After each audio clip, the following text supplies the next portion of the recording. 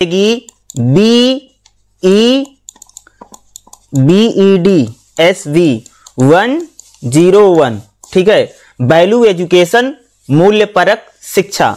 हम जो क्लास करेंगे इसका ब्लॉक नंबर 5 जो रह गया, यानी खंड नंबर जो आपका 5 है, ये काफी इंपॉर्टेंट है क्योंकि इससे आपके एग्जाम में काफी क्वेश्चन आ सकते हैं। और जो आपका खंड नंबर 5 रहेगा, इसमें टोटल 4 चैप्टर हैं। कितने चैप्टर हैं? इकाई 1, इकाई 2, इकाई 3 और इकाई 4। इन चारों चैप्टर को हम लोग देखेंगे क्योंकि इन चारों चैप्टर से रिलेटेड आपके एग्जाम में क्वेश्चन आएगा ही आएगा, ठीक है। तो चलिए इसके चारों चैप्टर को देखते हैं। तो ब्लॉक नंबर 5 का जो चैप्टर नंबर 1 रहेगा, ठीक है, उसको देखिएगा। चैप्टर नंबर 1 क्या रहेगा हमारा? सामाजिक संस्थाओं के माध्यम से मूल्य विकास, यानी जो हमारी सामाजिक संस्थाएं होती है, ठीक है, उसके जरिए हमारे मूल्यों का विकास कैसे होता है। जैसे मान लीजिए कि अगर मैं बात करूं, जैसे भाई मान लो कि एक बच्चा है, ठीक है, एक बच्चे का जन्म हो गया है, ठीक है, वो बच्चा जैसे मैंने आपको बताया ना कि कोई भी बच्चा है, ठीक है, मान लीजिए उसका जन्म होता है, तो अगर आप देखेंगे तो उसमें जो मूल्यों का विकास है, यानी उसमें वैल्यूज हैं, जो उसमें संस्कार हैं, या जो भी चीजें उसमें होती हैं, संस्कारों को आना जाना जो है, जो बच्चा जो कुछ भी सीखता है, उसमें कई सारी संस्थाएं उसमें निभाती हैं। जैसे अगर बात करेंगे तो मूल्यों को विकास करने में आप लोग कह सकते हैं कि भाई जो हमारे स्कूल हैं उनकी बड़ी जिम्मेदारी होती है। मूल्य विकास में अगर हम लोग बात करेंगे, जो परिवार है, क्योंकि परिवार भाई सबके लिए बहुत इंपॉर्टेंट है, क्योंकि कोई भी व्यक्ति अगर है तो उसमें सबसे पहले जो संस्कार हैं या जो वैल्यू है, मूल्य है, उसकी शुरुआत परिवार नाम की संस्था से होती है। क्योंकि कोई भी व्यक्ति परिवार में ही सबसे ज्यादा रहता है और सबसे ज्यादा जो चीजें सीखता है वह परिवार से ही सीखता है। तो देखोगे, अगर आप देखोगे पहले चैप्टर में, जैसे इसमें इन्होंने दे भी रखा है, मूल्य शिक्षा का महत्व बताओ, यानी जो वैल्यू एजुकेशन है इसका महत्व क्या है, जो मूल्य परक शिक्षा है इसका महत्व क्या है।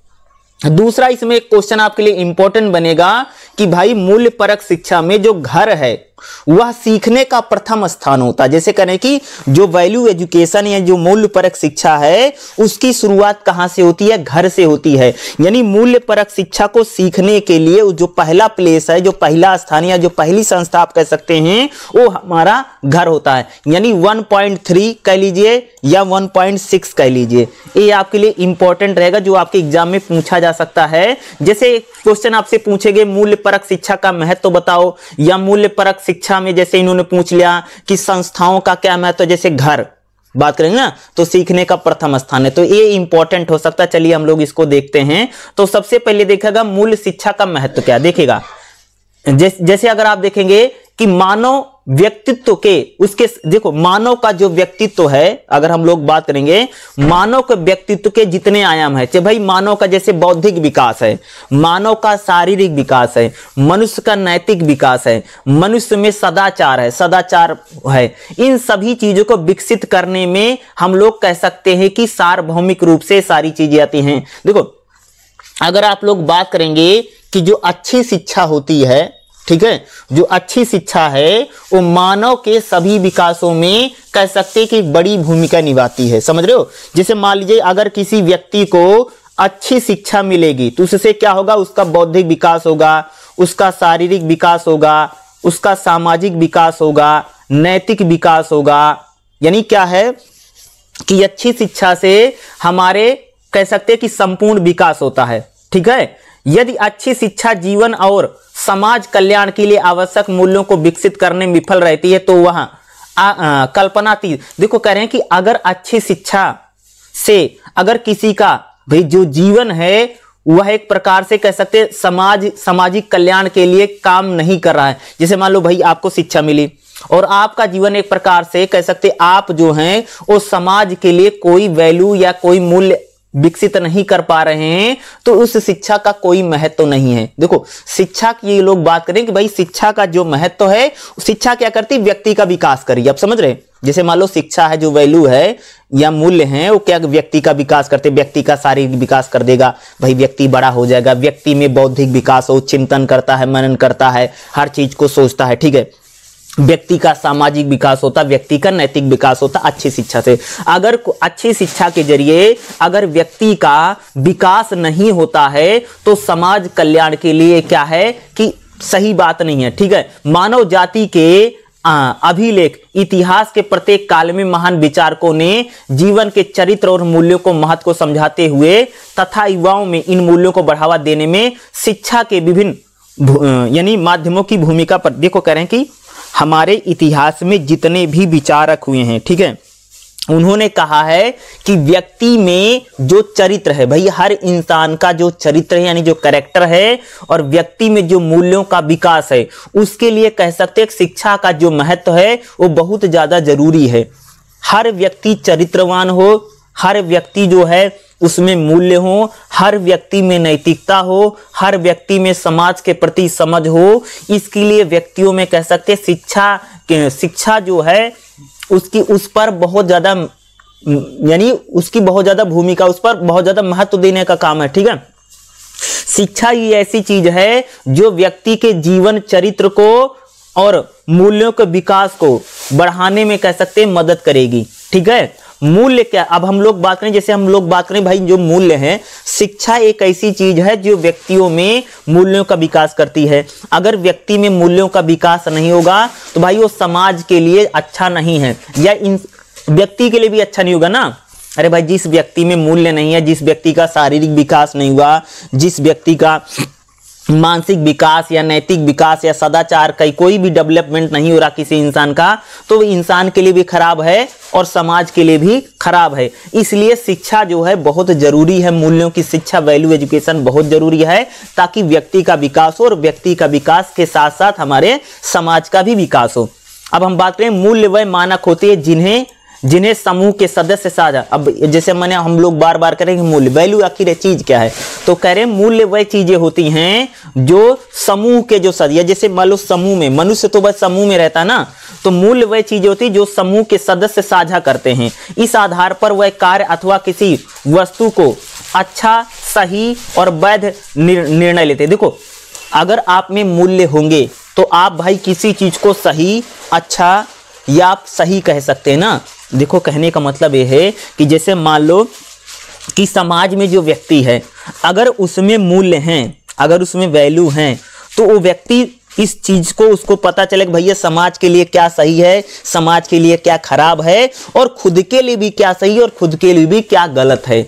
अरे भाई अगर आप में समझदारी रहेगी, अगर आप में नैतिकता रहेगी, अगर आप में बुद्धिमानी रहेगी तो आप अपने लिए क्या सही है क्या बुरा है इसको भी समझ पाओगे और समाज के लिए क्या सही है क्या खराब है आप इसको भी जान पाएंगे। वह एक सामाजिक व्यवस्था के सामाजिक सांस्कृतिक परिवेश में उत्पन्न होते हैं, इसलिए वह समाज के मानकों द्वारा शासित होते। यही कारण है कि एक सामूहिक रूप से मूल्य एक दूसरे से भिन्न होते। करें कि समाज में अगर आप देखेंगे तो जो मूल्य होते हैं वह एक दूसरे से क्या होते हैं, बहुत ज्यादा अलग होते हैं। भाई जैसा समाज होगा वैसे आपका, यहाँ हम लोग कह सकते हैं कि आपका क्या रहेगा, मूल्य रहेगा। यानी कहने का मतलब है व्यक्ति जो है वह समाज में सीखता है, ठीक है, और हर समाज का व्यक्ति एक दूसरे समाज से क्या होता है, बिल्कुल अलग होता है। और भाई जैसे एक बात ये, जैसे भारतीय समाज है और चीन का समाज है और जापान का समाज है, यहाँ के जो समाज है, हर समाज में अगर आप देखेंगे तो एक समाज का व्यक्ति दूसरे समाज, ये एक समाज के मूल्य दूसरे समाज के मूल्यों से बिल्कुल क्या डिफरेंट होते हैं, अलग होते हैं, एक लोग कह रहे हैं। ठीक है, देखो मूल्य शिक्षा जैसा शब्द आमतौर पर उपयोग किया जाता है सीखने और गतिविधि को बताता है। जो मूल्य शिक्षा हम किसको करें, मूल्य शिक्षा को कह सकते हैं जो हम जो चीजें हम लोग सीखते हैं। जैसे मान ली भाई एक बच्चे का जन्म हुआ और बच्चा शुरू से लेकर के मृत्यु तक, या आप कह सकते हैं जीवन पर्यंत, यानी हम लोग जो जीवन पर्यंत सीख रहे हैं उसी को हम लोग मूल्य करें। अरे भाई आपका जब जन्म हुआ तो आपको बताया गया खाना कैसे खाना है और आपको नहाना कैसे है, आपको नमस्ते कैसे करना, आपको उठना कैसे है, बैठना कैसे है, चलना कैसे, फिरना कैसे, आना कैसे, जाना कैसे, यानी हर चीज जो हम चीज सीख रहे हैं और हम लोग जो भी गतिविधियां करते हैं वो सब मूल्य के ही अंडर में आता। आप समझो इस बात को, ये मूल्य परक शिक्षा ये लोग कह रहे हैं। मूल्य इसको कह रहे हैं कि भाई किससे नमस्ते करना, किससे नहीं करना है, कोई घर में आए तो उसको आदर सत्कार कर देना है,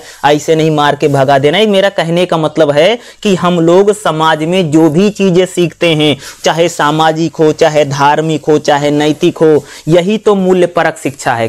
ठीक है, तो मूल्य शिक्षा आमतौर पर हम लोग कह सकते हैं सीखने की गतिविधियों की एक श्रृंखला है। मूल्य परक शिक्षा में कह सकते हैं कि हम लोग शारीरिक स्वास्थ्य, मानसिक स्वच्छता, ठीक है, शिष्टाचार, व्यवहार, सामाजिक व्यवहार, नागरिक अधिकार, कर्तव्यों से लेकर के सौंदर्य और यहां तक कि धार्मिक प्रशिक्षण तक मूल्य परक शिक्षा में। धार्मिक प्रशिक्षण समझते हो भाई, अलग अलग धर्मों में लोगों को शिक्षा दी जाती है कि तुमको कैसे व्यवहार करना है। भाई हिंदू है, चाहे मुस्लिम है, सिख है, चाहे जैन है, चाहे पारसी है, चाहे यहूदी है, कोई भी जिसका जो धर्म है उसके अनुसार उसको मूल्य दिए जाते हैं, उसको वैल्यूज मिलती है। भाई हर धर्म में मिलती है।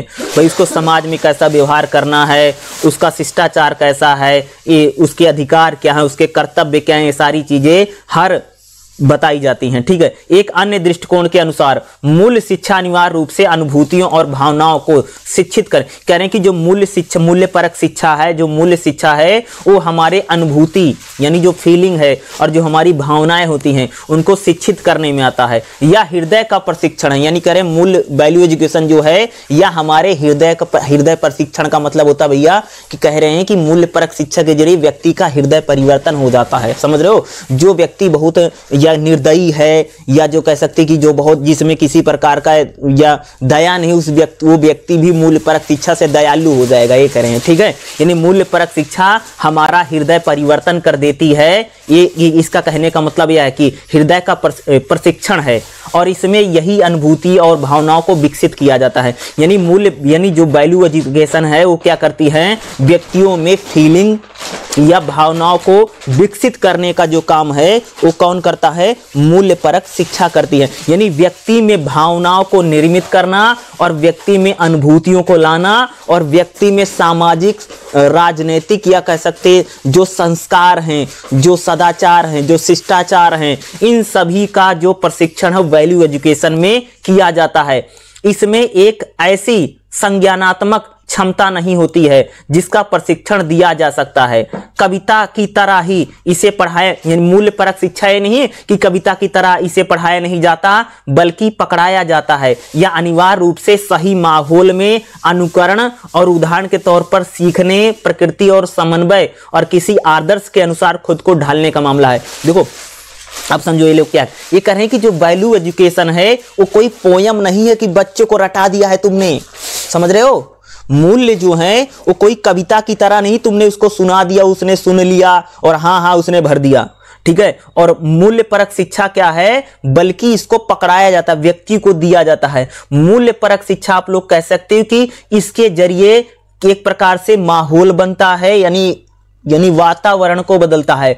और मूल्य परक शिक्षा ऐसा है जिसके जरिए व्यक्ति खुद को आदर्शों के अनुरूप ढालने की कोशिश करता है। अब जैसे एग्जांपल बताऊं, जैसे मान लो भाई आपका घर है, ठीक है, तो आपके घर में आपके पापा कैसे रहते हैं, आपकी मम्मी कैसी रहती हैं, आपके भाई कैसे रहते हैं, आपकी बहन कैसे रहती हैं और आपका घर का माहौल कैसा है। आप स्कूल जाते वहां पर टीचर कैसे हैं, आप स्कूल जाते वहां पर बच्चे कैसे आते हैं, आप उन्हीं के अनुसार ढलना शुरू कर देते। आप समझ रहे, इसको कह रहे हैं ना, ये कह रहे हैं जैसे मान लीजिए कि एक बच्चे का जन्म हुआ है तो बच्चा कह सकती हूँ कि उसको उठना कैसे है, बैठना कैसे है, खाना कैसे है। और हम लोग इस जन्म से कह सकते हैं कि जब तक व्यक्ति की मौत होती है तब तक आप लोग कह सकते हैं कि उसमें मूल्यों का विकास होता रहता है। मूल्य परक शिक्षा ये नहीं किसी को पढ़ा दिया गया है, किसी को समझा दिया गया है, यानी व्यक्ति इसको कह सकते अनुकरण के जरिए। अनुकरण मतलब समझते हो कि जैसा सामने वाला व्यक्ति जैसे करेगा वैसा हम भी करेंगे। जैसे तुमने देखो छोटा सा जो बच्चा रहता है 2-4 साल का, तो देखोगे तुम जैसे करोगे बच्चा भी वैसे करेगा। तो ये लोग यही करें कि मूल्य परक शिक्षा एक ऐसी चीज है जिसको जो आदर्शों, जैसे भाई आदर्श का मतलब समझ गए, जैसे तुम्हारे घर में बता दिया कि घर में कोई आना है तो उसको नमस्ते करना, उसको बैठाना, उसको पानी पिलाना है, तो ये तुमको मान लो ये आदर्श बना, ये मूल्य बता दिए गए और व्यक्ति उन्हीं आदर्शों के अनुरूप खुद को ढालता है। समझ रहे हो कि जैसे बता दिया गया कि घर में भाई कोई आएगा तो उसको तुमको जाकर के पानी वानी देना है, चाय वाय देनी, नमस्ते वमस्ते करना है, तो मान लो घर वालों ने बता दिया किसी इंसान को, ठीक है, मूल्य मान लो मूल्य हो गए, बताएंगे मूल्य हैं, ठीक है। अब क्या करेगा व्यक्ति इन्हीं आदर्शों के अनुरूप क्या है ढलने का प्रयास करता है, यही मूल्य परक शिक्षा है। मूल्य परक शिक्षा का मतलब एक शॉर्ट फॉर्म में और बिल्कुल आसान भाषा में कह सकती हूँ कि जो संस्कार दिए जा रहे हैं कि आपको कैसे उठना है, कैसे बैठना है, कैसे क्या करना है, समाज में कैसे रहना है और समाज के संस्कारों को कैसे सीखना है, सामाजिक जो निर्माण की प्रक्रिया व्यक्ति का, वही मूल्य परक शिक्षा है। और मूल्य परक शिक्षा का महत्व क्या है कि भाई अगर व्यक्ति में मूल्य नहीं रहेंगे तो समाज बनेगा नहीं, समाज टूट जाएगा ना। समझ रहे हो कि भाई अगर वैल्यूज नहीं रहेंगी, भाई जैसे मान लो तुम किसी के यहाँ गए हो, उसने तुमको पानी वानी नहीं पूछा है, ना बैठाया है, तो तुमको अच्छा नहीं लगेगा ना। इसलिए कहने का मतलब मेरा यह कि मूल्य परक शिक्षा जो है व्यक्ति का शारीरिक, बौद्धिक, सामाजिक, नैतिक और सदाचार इन सभी का क्या करती है विकास करती है। यही मूल्य परक शिक्षा है और इसका जो महत्व है वो समाज के लिए आप समझ सकते कितना ज्यादा जरूरी है। कुछ लोगों के लिए मूल्य शिक्षा केवल कुछ सद्गुणों और आदतों का समावेश होते हुए उचित व्यवहार और स्वभाव को विकसित करने का, कुछ लोग कहते हैं कि जो मूल्य परक शिक्षा है इसमें कुछ सद्गुण होते हैं या आदतें होती है। ये कह रहे हैं कि भैया ऐसा कुछ आदत होती है, ऐसे कुछ गुण होते हैं जो व्यक्ति में समावेश किए जाते हैं, यानी उसमें डाले जाते हैं, ठीक है। और उसके स्वभाव को हम लोग क्या करते हैं विकसित करते हैं। स्वभाव मतलब उसका स्वभाव कैसे होगा, हम लोग उसको बनाते हैं, ठीक है। हम इस दृष्टिकोण के विरोध में यह कहा गया है कि मूल्य शिक्षा अनिवार्य रूप से एक ज्ञानात्मक घटक है, इसे नजरअंदाज नहीं किया जा सकता है। यानी भाई मूल्य परक शिक्षा को आप नजरअंदाज नहीं कर सकते। मूल्य परक शिक्षा को नजरअंदाज कर दोगे यानी मूल्यों का विकास जो है बहुत ज्यादा जरूरी है, ठीक है। ये कह सकते हो कि और मूल्य परक शिक्षा ही एक ऐसी चीज है जिसके जरिए आप लोग कह सकते हैं कि व्यक्ति कोई भी निर्णय ले सकता क्या सही है और क्या गलत है। अभी हम लोगों ने इस चीज की बात की थी, मूल्य परक शिक्षा ही है जो हमको बताती है क्या सही है और क्या गलत है। अरे भाई चोरी करना सही है या गलत है, ये मूल्य परक शिक्षा ही बता सकती है कि सही है। अरे भाई किसी का चोरी करना, किसी को मारना पीटना या किसी को हिंसा करना सही है गलत है, यही मैं कहने यानी समाज में क्या सही है, समाज में क्या गलत है और समाज के साथ और घर यानी किसी के साथ आपको कैसा व्यवहार करना है, ये मूल्य परक शिक्षा ही तो बताती है।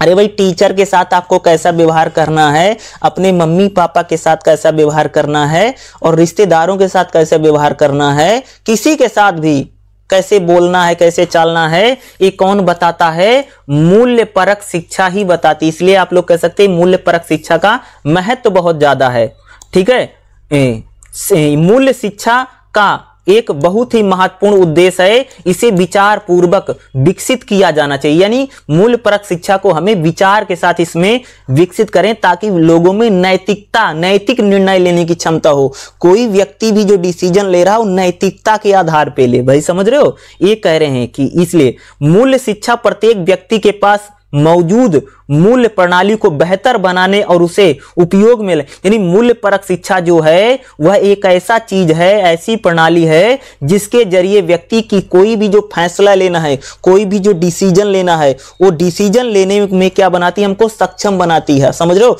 अरे भाई जिसमें संस्कार है, जिसमें मूल्यों का विकास है, जो अरे एक बात बताओ, जो व्यक्ति तर्कशील है, जो व्यक्ति बुद्धिमान है, वो कोई भी फैसला अच्छे तरीके से ले पाएगा ना। सिंपल सही बात है ना भाई, कि कहने का मतलब यही है कि मूल्य परक शिक्षा के जरिए हम लोग कोई भी जो फैसला डिसीजन लेते हैं उसमें ये महत्वपूर्ण है।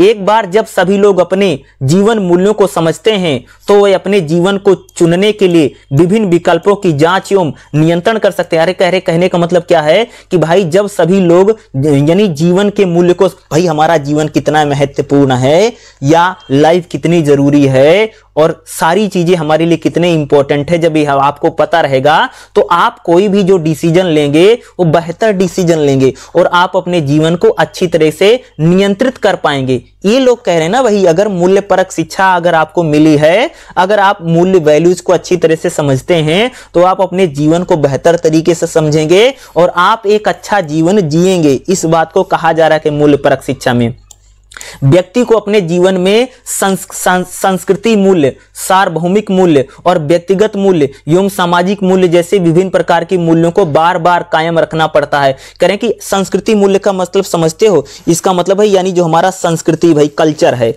खान पान पहनावा। सार्वभौमिक मूल्य का मतलब होता है यानी जो चीजें हर जगह पर लागू हैं, सार्वभौमिक मूल्य। व्यक्तिगत यानी जो व्यक्ति के व्यक्तिगत मूल्य होते हैं। आपका सामाजिक मूल्य, ये सभी चीजें क्या है, व्यक्ति को बार बार कायम रखना पड़ता है। शिक्षा मानवता के बारे में बुनियादी तथा सीखने की दिशा में एक व्यवस्थित प्रयास है। यानी कह रहे हैं कि जो शिक्षा है वह हमें क्या सिखाती है, मानवता को सिखाती है। ठीक है, यानी एक मानव के साथ दूसरा मानव कैसा व्यवहार करे, एक इंसान दूसरे इंसान के साथ कैसा रहे और कैसा व्यवहार करे, यह हमको कौन सिखाता है, मूल्य परक शिक्षा ही सिखाती है। तो इस प्रकार से आप लोग कह सकते हैं कि जो मूल्य परक शिक्षा है वो समाज के लिए बहुत ज्यादा जरूरी है और समाज से ज्यादा कह सकते हैं कि वह व्यक्ति के सामाजिक कह सकते हो कि धार्मिक, राजनीतिक या आप कह सकते हैं कि व्यक्ति के सदाचार या जो नैतिक निर्णय है उसमें क्या है, बहुत ज्यादा जरूरी है। तो मूल्य परक शिक्षा का महत्व क्या है, ये बहुत इंपॉर्टेंट है। और जब आएगा मूल्य परक शिक्षा के महत्व को लेकर के अगर आप कुछ पूछे तो आप में उसका आंसर यही देना है। ठीक है, चलिए अगला देखते हैं इसमें नेक्स्ट क्या है। ठीक है, थोड़ा सा और करते हैं। जो मैंने देखो मूल्य परक शिक्षा भाई सीखी कहां से जाती है और इसकी सीखने की शुरुआत कहां से होती है। सिंपल सी अगर हम लोग बात करें कि जैसे मान लीजिए कि एक बच्चे का जन्म हुआ है तो वैल्यू एजुकेशन यानी मूल्य परक शिक्षा को सीखेगा कहां से। भाई सबसे पहले व्यक्ति जो मूल्य परक शिक्षा को सीखना शुरू करेगा वह घर से ही करेगा ना। अरे भाई किसी इंसान का जन्म सबसे पहले घर में हुआ है, घर में मम्मी है, पापा है, दुनिया भर के लोग हैं, तो वही तो सबसे पहले सिखाना शुरू करेंगे। यानी मूल्यों को सीखने का जो प्रथम स्थान है, पहला जो स्थान होता है वह हमारा होता है घर। क्या होता है, घर होता है। परिवार समाज की बुनियादी सामाजिक इकाई, यानी परिवार जो है वह समाज की एक बहुत ही ज्यादा सबसे बुनियादी इकाई है तथा हम अपने परिवार में जो कुछ सीखते हैं वह हमारी मूल्य प्रणाली बन जाता है। यानी परिवार जो हमको जो सिखाता है वही हमारी मूल्य प्रणाली है, वैल्यू वही है, हमारे कार्य का आधार बन जाता है। भैया जैसे मान लो कि जिसके परिवार में जो सिखाया गया वो इंसान वैसा ही होता। बोलते नहीं देखा होगा कि भाई परिवार वालों माँ बाप ने जो सिखाया लड़का वैसा बन गया है। तो यही कह रहे हैं कि घर में जिसके जो सिखाया जाता है उस व्यक्ति की धारणा वैसे बन जाती है, उस व्यक्ति का स्वभाव भी वैसे ही बन जाएगा जो व्यक्ति जैसा अपने घर में सीखेगा। क्योंकि एक व्यक्ति अपने कार्यों से जाना जाता, भाई हर व्यक्ति अपने काम से जाना जाता है, इसलिए परिवार की महत्वपूर्ण भूमिका उचित पहचान देना, यानी परिवार जो है वह व्यक्ति को पहचान देने में परिवार का बड़ा इंपॉर्टेंट रोल है, कह सकते हो कि क्योंकि हर व्यक्ति अपने काम से जाना जाता है। ठीक है, और क्योंकि व्यक्ति अपने काम से जाना जा रहा है और व्यक्ति को पहचान देने में कह सकते हैं व्यक्ति को मूल्यों को सिखाने में परिवार जो है वो बड़ी भूमिका निभा रहा है। घर परिवार का वातावरण व्यक्ति को सीखने को जीवन भर प्रभावित करता है। देखो अगर आपने देखा कि हमारे जो घर हैं, परिवार हैं, वहां पर हम लोग पूरे जीवन भर सीखते हैं, वो हमें प्रभावित करता सीखने के लिए। और एवं विभिन्न प्रकार के जो अनुभव हैं, देखो भाई हमारे घरों में सुखद अच्छे हों खराब हों, एक बच्चे के व्यक्तित्व को आकार देते हैं। भाई घर के जो हमारे अनुभव है, भाई तुम लोग अपने घर में रहते हो तो भाई घर में कुछ अच्छा भी होता है, कुछ खराब भी होता है। ठीक है, तो घर में कुछ अच्छा है, कुछ खराब है, इन चीजों के जरिए चाहे अच्छा हो चाहे खराब हो, दोनों चीजों के जरिए जो है हम लोग सीखते हैं, बच्चा सीखता है। सीखने सहित हर तरह की विकास के लिए सुरक्षा की भावना बुनियादी पूर्व अच्छा है। घर में इस अनुकूल माहौल चाहते हैं। देखो अगर आप देखेंगे कि अगर कोई बच्चा एक प्रकार से परिवार में सीखे तो घर में उसके लिए एक अनुकूल माहौल होना चाहिए।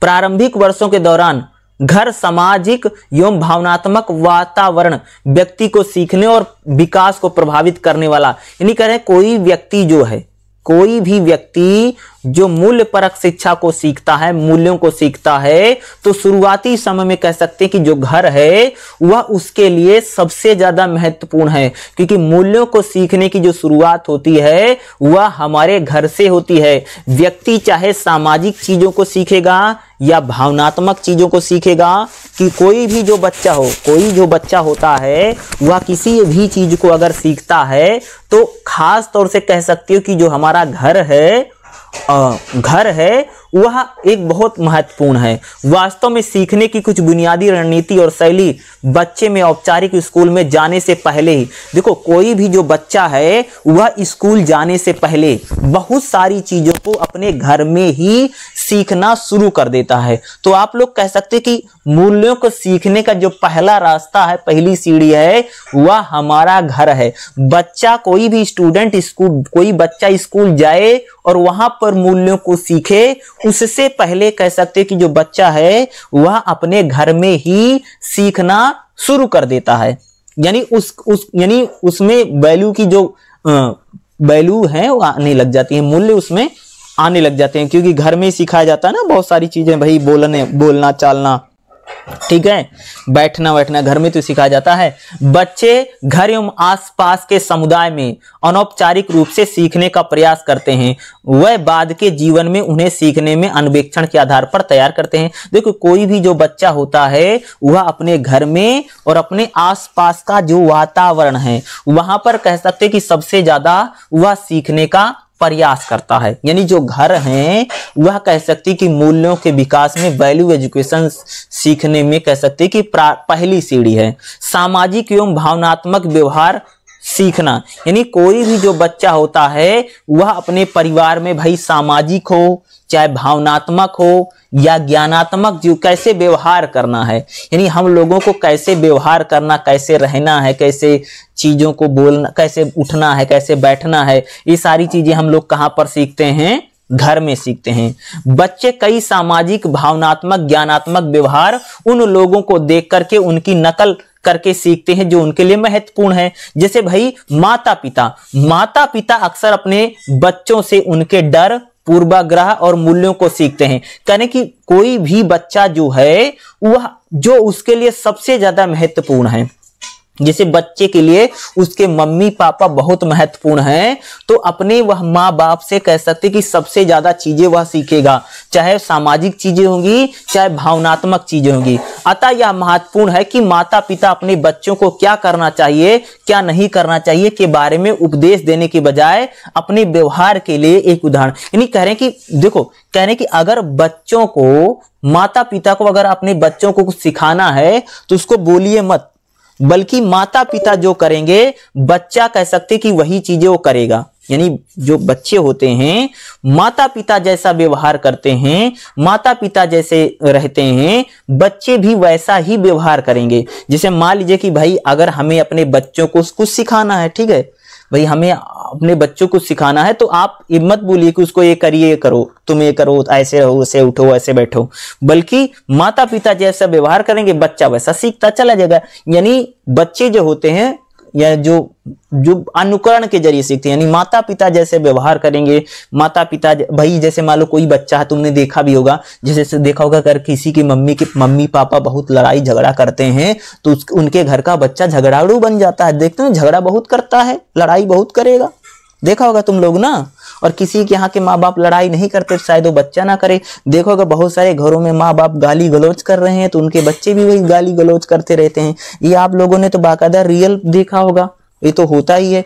यही चीज यहाँ पर कही जा रही है कि जो माता पिता जैसा व्यवहार करेंगे वैसा बच्चा व्यवहार करने लग जाता है। यानी बच्चे में जो सामाजिक, भावनात्मक और ज्ञानात्मक व्यवहार है वह बच्चा घर में सीखता है, और जो उसके लिए सबसे ज्यादा महत्वपूर्ण है, घर के लोग, उन्हीं से वो सारी चीजों को क्या है, सीखता है। अगला, सामाजिक एवं भावनात्मक अनुभव का प्रभाव। देखो किसी भी प्रकार से सीखने की प्रक्रिया पर्यावरण के सामाजिक और भावनात्मक अनुभव के विशेषताओं से प्रभावित होती है। भावनात्मक अनुभव की प्रकृति, गुणवत्ता, घर एवं तात्कालिक प्रतिवेश की सुरक्षा, अपनेपन की भावना किसी व्यक्ति में मूल्य प्रणाली को कह रहे हैं कि देखो खास तौर से यहाँ पर बात रही जो मूल्य, देखो जो बच्चा कह सकते हैं कि हम लोग जो अपने घरों में सीखते हैं वो हमारे घर का परिवेश कैसा है। परिवेश मतलब समझते, घर का जो माहौल है, कोई भी बच्चा कह सकते हो कि जो घर में सीख रहा है उसके घर का माहौल कैसा है, वो माहौल उसके लिए बहुत ज्यादा महत्वपूर्ण है।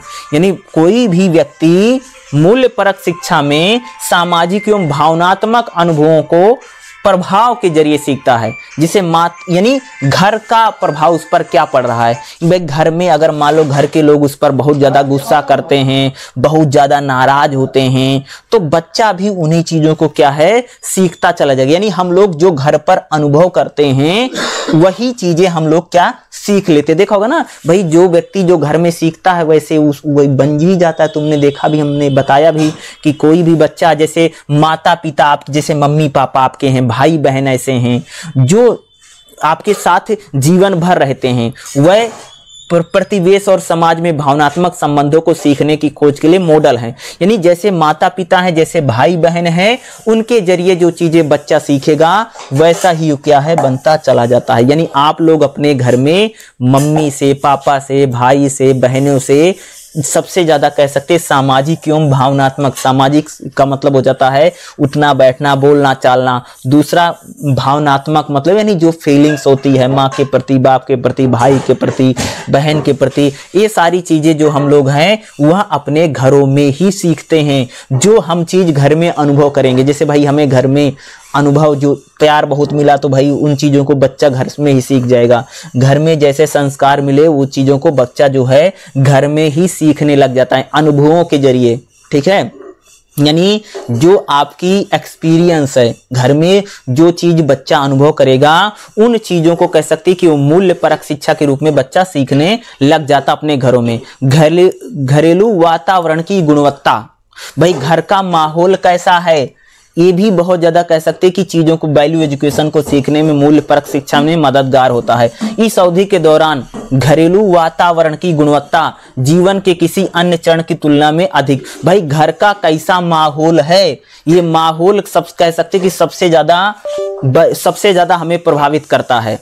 धीरे धीरे जैसे जैसे व्यक्ति स्वतंत्र होना सीखता है, घर के बाहर की वस्तुओं और दुनिया का पता देखो शुरू में जब बच्चा होता ना तो घर का जैसा माहौल है वह उस पर सबसे ज्यादा उसका प्रभाव होता है। और देखा होगा जैसे हम लोग बड़े होते चले जाते हैं वैसे हम लोग भाई बाहर जाने लग जाते हैं और हम बाहरी दुनिया से ज्यादा सीखते हैं। व्यक्ति मतभेद उभरने लगते हैं, वे सही और गलत के बारे में अपना दृष्टिकोण रखना शुरू कर देते हैं और अच्छे बुरे में अंतर करना सीख जाते हैं। भाई सहिष्णुता हो, धर्म निरपेक्षता हो, आदर्श हो, अधिकार हो, इन सभी जैसे सामान्य मूल्य बुनियादी आधार पर घर के माहौल या परिवार की गुणवत्ता पर निर्भर करेंगे। कहने का मतलब क्या है कि हम लोग भाई किसके साथ कैसा व्यवहार करना है, किसके साथ कैसा रहना है, ये लोग हम लोग अपने घरों में ही सीखते हैं। दोस्त के साथ कैसा व्यवहार करना है, हमारा दोस्त अगर मुस्लिम है, अगर हिंदू है, सिख है, जैन है, पारसी है, उसके साथ कैसा व्यवहार करना है, आपके जो आदर्श हैं, आपकी जो इच्छाएं हैं, यानी हम लोग अपने घर में ही इन चीजों को सीखते हैं क्या चीज गलत है और क्या चीज सही है। और हमारे घर का जैसा माहौल होता है उस माहौल के अनुरूप ही हम मूल्य परक शिक्षा यानी मूल्यों को सीखते हैं। यानी घर का जो वातावरण है, घर में भैया अगर धार्मिक माहौल है तो बच्चा धार्मिक चीजों को ज्यादा सीख जाएगा। देखोगे ना किसी किसी के घर में भैया संगीत का माहौल है तो उनके यहाँ पर जो बच्चा होता है, जो लोग होते हैं, वो बच्चे जो होते हैं वह कह सकते हैं भाई गाने वाने सीख जाएंगे। देखा होगा ना इन प्रकार की चीजों को हम लोग जो है ज्यादा सीख जाते। देखा होगा ना कि जैसे यानी घर का जो वातावरण है, जो माहौल है, उन चीजों को हम सीख जाते हैं। भाई घर में मान लो आपके घर में ऐसा है कि मान लो कि म्यूजिक का माहौल है, या आपके घर में धार्मिक माहौल है, या आपके घर में कुछ अन्य प्रकार के अगर माहौल हैं, जैसे आपके घर का वातावरण होगा उन्हीं चीजों को हम लोग सीखते हैं। यानी घर का वातावरण का जो प्रभाव है वह मूल्य परक शिक्षा में आप लोग कह सकते हो कि सबसे ज्यादा पड़ता है। यानी उन मूल्यों को हम लोग जो हैं ज्यादा से ज्यादा सीखते हैं, घर का जो वातावरण होता है। घर पर मूल्यों का विकास जो है सबसे ज्यादा होता है। देखो मूल्यों को विकसित करना करें कि बच्चों में यानी जो संस्कार हैं, जो मूल्य हैं, मूल्यों को विकसित करना कह सकते हैं एक बहुत कठिन कार्य है, क्योंकि इसमें मूल्यों के प्रति हमें संवेदनशीलता का सही रूप से चयन करना भी जरूरी है। यदि अपने मूल्यों का समावेश का विश्लेषण करें तो आप पाएंगे किसी व्यक्ति के साथ माता पिता या अन्य व्यक्तियों के साथ, अपने समकक्ष या अन्य व्यक्तियों के साथ संवादात्मक व्यवहार होता है। यानी कह सकते कि जो हम लोगों में मूल्यों का विकास होता है उसमें हमारे माता पिता की भूमिका बहुत महत्वपूर्ण है। दूसरा आप लोग कह सकते हैं कि घर जो है हमारा वह मूल्यों के विकास में सबसे ज्यादा जरूरी है, क्योंकि किसी व्यक्ति का जो जन्म है भैया वो घर पर ही होता है और घर ही क्या है मूल्यों को विकसित करने में सबसे ज्यादा महत्वपूर्ण है। क्यों कोई संवेदना, देखो घर जो है संवेदनाओं को विकसित करने में बहुत मदद करता है, यानी आपकी जो भावनाएं हैं, आपकी जो फीलिंग है उसको विकसित करने में, आप समझ रहे हैं, यानी घर जो है वो मूल्य परक शिक्षा का विकास करने में सबसे ज्यादा मददगार होते हैं। यानी आपके माता पिता के साथ कैसे व्यवहार हैं, आपके भाई बहन के साथ आपके कैसे व्यवहार हैं, आपके घर में दादा दादी हैं या मम्मी पापा हैं, बुआ हैं, चाचा, जो भी लोग हैं उनके साथ आपका कैसा व्यवहार है, यानी उनके जो भावनात्मक जो लगाव होगा, वो चीजें जो होती हैं कि घर में मूल्यों को विकास करने में सबसे ज्यादा मददगार होती हैं। तो ये कह सकते बहुत ज्यादा इंपॉर्टेंट है। यानी मूल्यों का जो विकास होता है वह हमारे घर में सबसे ज्यादा होता है। दूसरा, हम व्यवहारों का प्रभाव भी बहुत अधिक पड़ता है। माता पिता कैसे व्यवहार करते हैं, बच्चे का पालन पोषण कैसे हुआ है, ये सारी चीजें जो है यानी किसी भी व्यक्ति में मूल्यों को निर्धारित करने में सबसे ज्यादा मददगार हैं। भाई एक बच्चे का पालन पोषण जो है कह सकते हो कि एक ऐसे परिवार में हुआ जहां रोज झगड़ा होता है, जहां रोज गाली गलौज हो रहा है, और एक बच्चे का जो पालन पोषण हो रहा है वो बहुत ही धार्मिक परिवार में हो रहा है, तो दोनों बच्चे में जो मूल्यों का विकास होगा बिल्कुल अलग अलग होगा। आप समझ रहे हैं? तो यही कह रहे हैं कि जो हमारे घर हैं वह मूल्यों के विकास में जो है सबसे ज्यादा मददगार होते हैं। मूल्यों को विकसित करने में घर बहुत ही ज्यादा महत्वपूर्ण है। ठीक है, ओके। देखिएगा अगला जो हमारा चैप्टर रहेगा, ठीक है, इसमें चैप्टर नंबर रहेगा भाई सेकंड। ठीक है, तो दूसरा जो चैप्टर रहेगा ये क्या है, स्कूल और सहकर्मी। ठीक है, तो इसमें देखिएगा सबसे पहले अगर हम लोग बात करेंगे तो इसमें जो 2.3 क्या है, सहकर्मी। ठीक है, और दूसरा जो टॉपिक रहेगा इसमें अगर आप देखेंगे स्कूल एवं सहकर्मी के मध्य मूल्यों का समावेश कैसे होता है या कैसे किया जाता है, तो ये दो टॉपिक देखेंगे। ठीक है, इसमें देखिएगा जैसे बोला इन्होंने स्कूल एवं सहकर्मियों के मध्य मूल्यों का समावेश, जैसे सहकर्मी नेता कार्यक्रम, सहयोग एवं अधिगम पद्धति, युवा संगठन और खेल क्लब, ये लोग क्या करते हैं कि मूल्यों के विकास में मददगार होते हैं। ठीक है, तो चलिए इसको देखते हैं। तो इसको देखिएगा जैसे कहाँ यार ये रहा यहाँ पर। ठीक है, तो ये एक मिनट, ये अगला टॉपिक यहाँ से है। ठीक है, ये रहा स्कूल एवं सहकर्मी के मध्य मूल्यों का समावेश। देखो जैसे हम स्कूल जाते हैं, ठीक है, दूसरा हमारे सहकर्मी होते हैं, कह सकते कि जो हमारा दोस्त है या हम लोग जिनके साथ रहते हैं या जिनके साथ हम लोग ज्यादा से ज्यादा अपना जो समय बिताते हैं वो हमारे सहकर्मी हैं। और स्कूल की बात करें यानी जब हम लोग अपने स्कूल जाते हैं तो वहां पर हम लोग जो जो चीज सीखते हैं हम उनकी बात कर रहे हैं। देखिएगा स्कूल का माहौल एवं शिक्षक का व्यक्तित्व बच्चों पर अत्यधिक प्रभाव डालता है। कहने का मतलब क्या है कि अगर आप अपने स्कूल जाते हैं, स्कूल का माहौल कैसा क्या है, या स्कूल में शिक्षक जो जिस टीचर से आप पढ़ते हैं, टीचर बच्चों के लिए बहुत इंपॉर्टेंट है, क्योंकि टीचर उनके लिए कह सकते हैं रोल मॉडल होता है। ये है यानी शिक्षक का व्यक्तित्व कैसा है, यानी उसकी पर्सनैलिटी कैसे है, उसका प्रभाव बच्चों पर सबसे ज्यादा पड़ता है। ऐसे स्कूल परिवेश में मूल्यों को विकसित करने का प्रयास करना वास्तव में हास्यास्पद होगा। कह रहे हैं कि स्कूल का जो माहौल है वह बच्चों में किसी मूल्यों का विकास करे, ये बहुत हास्यास्पद यानी मजाकिया होगा। इन मूल्यों की कमी को स्पष्ट रूप से प्रदर्शित करता है। यदि शिक्षक में ऐसे मूल्य के प्रति आस्था का अभाव है तो वह स्वयं इसे प्रदान नहीं कर सकता। कह रहे हैं कि जो टीचर हमको पढ़ाता है अगर उसमें स्वयं ही कोई भी मूल्य नहीं है, कोई भी वैल्यू नहीं है, तो बच्चों को भी कोई भी वैल्यू नहीं दे पाएगा। कहने का मतलब ये है, जैसे मान लीजिए कि हम अगर किसी टीचर से पढ़ते हैं, उस टीचर में स्वयं ही मैनर्स नहीं है या उस टीचर में स्वयं ही मूल्य नहीं है, तो वो टीचर भी बच्चों को कोई मूल्य प्रदान नहीं कर पाएगा, वो टीचर भी उस बच्चों को कोई वैल्यू नहीं सिखा पाएगा।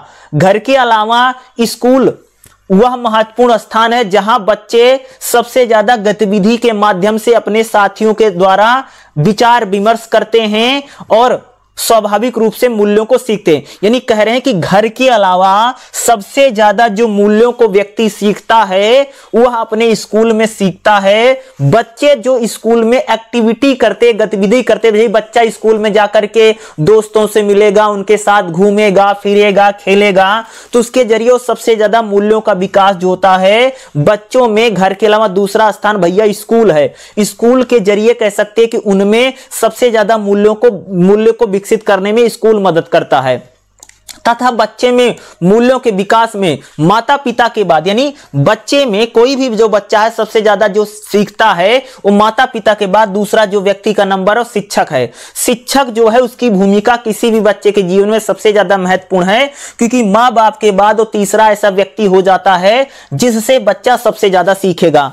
इसलिए शिक्षक का व्यवहार महत्वपूर्ण हो जाता है। भाई अगर उनका शिक्षक जैसा होगा वैसा बच्चा रहेगा, क्योंकि शिक्षक के जो काम होते हैं वो शब्दों में अधिक महत्व प्रभावशाली हैं। शिक्षक को बच्चे में जो भी कोई कार्य कराना चाहिए उसमें उद्देश्य की ईमानदारी विकसित। भाई शिक्षक बच्चों को जो भी चीजें सिखाए वह ईमानदारी से सीखना। भाई शिक्षक का स्वभाव जैसे होगा, शिक्षक जैसे होगा बच्चा भी वैसे ही बन जाएगा, क्योंकि बच्चा जो होता है वह माता पिता के बाद अपने शिक्षकों को से कह सकते कि सबसे ज्यादा चीजों को सीखता है। शिक्षक को बच्चे में वांछनीय आवेगों और आदतों के कारण कठोरता से व्यवहार नहीं करना चाहिए। करें कि कोई भी जो टीचर होता है वह बच्चों के साथ भाई कठोर व्यवहार ना करे, यानी पनिशमेंट बहुत ज्यादा ना दे, मारपीट आप मत कीजिए, क्योंकि इससे बच्चा जो रहेगा वो आपके यानी वो चीजों को नहीं सीखेगा। कठोरता के साथ अगर आप किसी चीज को सिखाएंगे,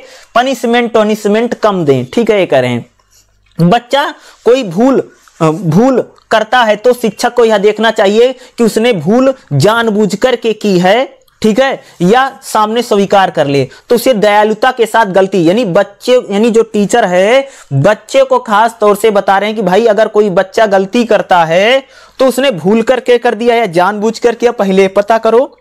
अगर कोई भी बच्चा अपनी गलती को मान लेता है तो टीचर को उसे समझाना चाहिए, भाई ये तुम्हारी गलती है, बल्कि उसको पनिशमेंट जैसी चीजों को नहीं देना चाहिए। अतः स्कूल में ऐसा माहौल होना चाहिए जो ऐसा करने में सक्षम हो। टीचर ऐसे दयालु प्रवृत्ति के हों, टीचर ऐसे हैं जो बच्चों को समझ सके। वो तभी तो करें कि भाई अगर टीचर में मैनर्स होगा तो बच्चों को सिखा पाएगा। भाई अगर टीचर में मूल्य नहीं होगा तो बच्चों को कौन सा मूल्य सिखाएगा, कौन सी वैल्यू सिखाएगा, कुछ नहीं सिखा पाएगा। तो करें इसलिए टीचर में सबसे ज्यादा मूल्य होना जरूरी है, और स्कूल का माहौल ऐसा होना चाहिए जो बच्चों में वैल्यू को डाल सके, ठीक है, परस्पर सामुदायिक जीवन को प्रोत्साहित करे। स्कूल को संचालित करने वाले सिद्धांतों के नियमानुसार संक्षिप्त में कह सकते हैं, जैसे स्कूल का जो माहौल है बहुत ही ज्यादा सौहार्दपूर्ण हो। सौहार्दपूर्ण का मतलब होता है यानी फ्रेंडली भैया होना चाहिए। स्कूल का जो माहौल है फ्रेंडली हो, मैत्रीपूर्ण हो, मित्रता हो, ये बच्चे आपस में दोस्ती वोस्ती कर सके, ऐसा नहीं पूरा वहां लगा रखा नहीं, बातचीत नहीं करना, इस प्रकार के मैत्रीपूर्ण हो। और स्कूल जो है उसको बच्चों के विकास करने के लिए क्या करना चाहिए भाई, उसके लिए एक प्रकार से उद्देश्य बनाने बहुत ज्यादा जरूरी है। उद्देश्य, ठीक है, उद्देश्यों को बनाएंगे तब उसके लिए ज्यादा ये इंपॉर्टेंट है। करें यानी जैसे जो हमारा स्कूल है उसका जो माहौल है मित्रतापूर्ण हो, सौहार्दपूर्ण हो स्कूल का माहौल, और बच्चा ऐसा विद्यालय में महसूस करे कि वह उसके लिए बेहतर है। ये चीजें होनी क्या है, बहुत ज्यादा जरूरी हैं। आप इसे कह सकते हैं। इसे एक सामान्य लोकाचार तक पहुंचाने का प्रयास करना चाहिए जिस पर कर्मचारियों एवं छात्रों ने काम किया हो। यानी कहने का मतलब क्या है कि कोई जो बच्चा है स्कूल के जो लोग हैं उनसे प्रभावित हो सके, बच्चों को छोटे समूहों में सभी गतिविधियों में भाग लेकर। देखो स्कूल को ऐसा माहौल बनाना चाहिए कि हर बच्चा हर एक्टिविटी में,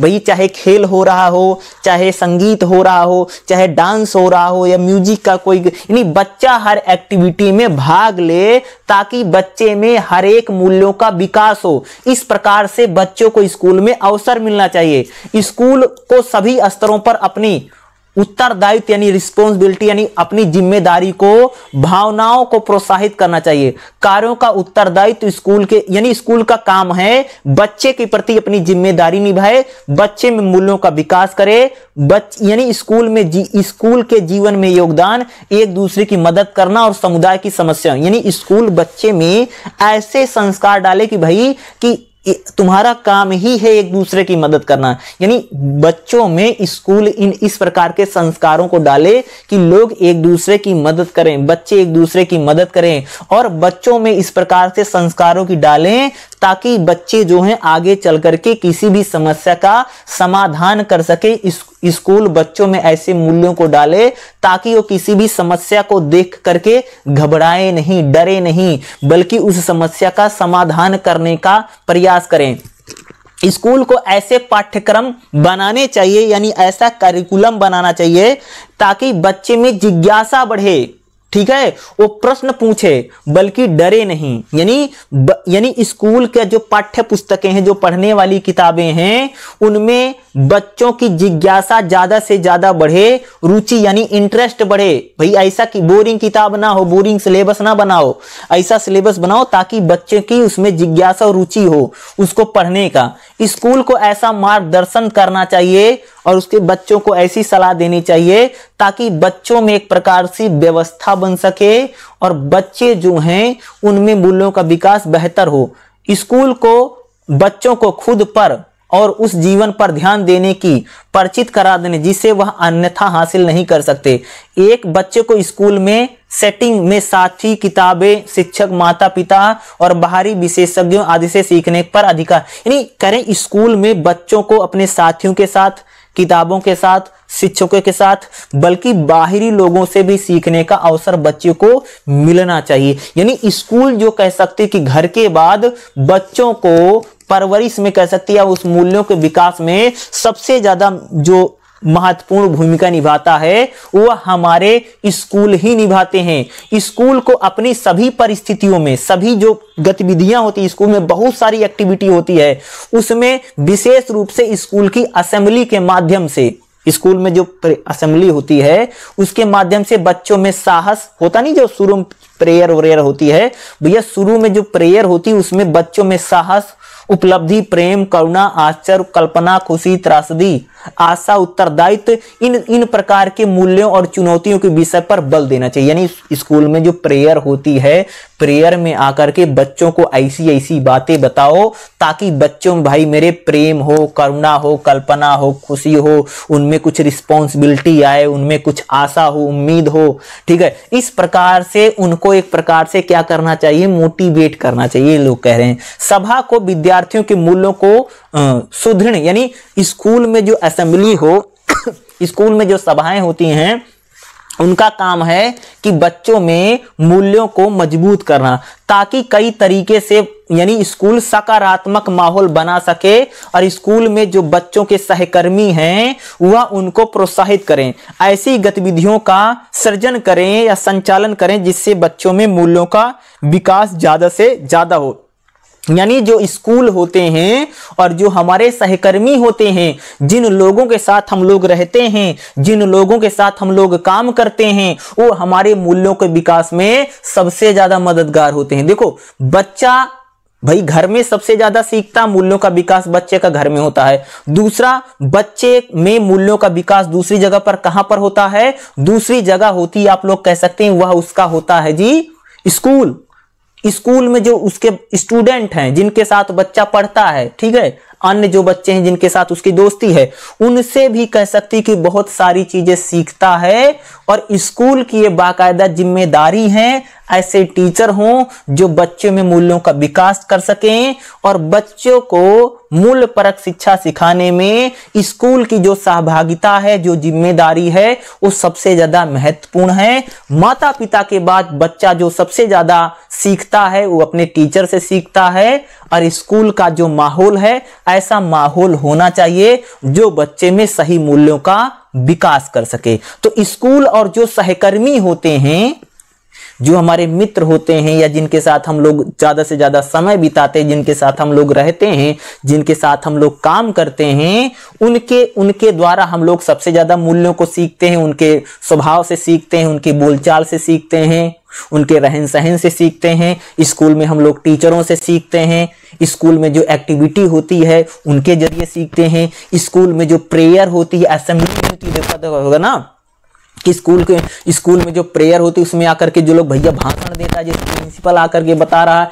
कि भाई तुम में साहस होना चाहिए। नए नए संस्कारों को स्कूल जो है वह बच्चों को सिखाता है। माता पिता और घर के बाद जो स्कूल है वह मूल्यों को विकसित करने में सबसे बड़ी भूमिका कौन निभाता है? वह स्कूल और हमारे सहकर्मी ही निभाते। मूल्यों के विकास में ये सबसे ज्यादा मदद।